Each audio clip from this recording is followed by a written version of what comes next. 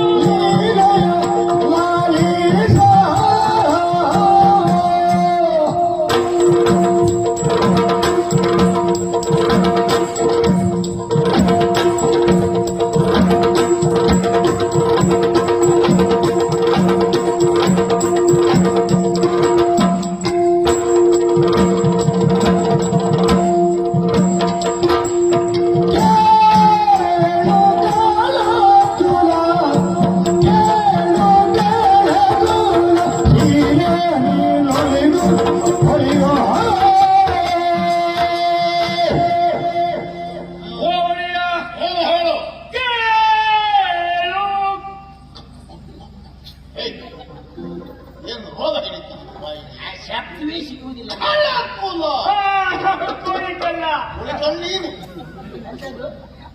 ಅದು ಯಾರಿಗೂ ಗೊತ್ತಿಲ್ಲ. ನೀನು ಯಾವುದು ಅಲ್ಲ ಹಳ್ಳ ಕೂದ ಶೀಲ ನೀ ಹೊರಲಿತು.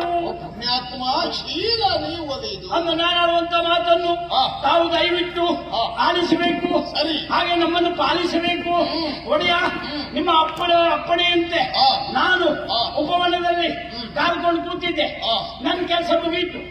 ನಾ ಮನೆಗೆ ಹೋಗ್ಬೇಕಿತ್ತು. ಹೋಗ್ಬೇಕೆಂದ್ರೆ ಮತ್ತೊಬ್ಬ ಬರ್ಬೇಕಲ್ಲ. ಅವ್ ಬರ್ಲಿಲ್ಲ ಇವತ್ತು. ತಡ ಮಾಡಿದ್ದ ಬರ್ಲೇ ಇಲ್ಲ. ಅವ ಎಂತಕಪ್ಪ ಬರ್ಲಿಲ್ಲ. ನಾ ಮಾತಾಡುವಾಗಿಲ್ಲ. ಎಂತ ಕತೆ ಅಂತ ನಂಗೆ ಗೊತ್ತಿಲ್ಲ.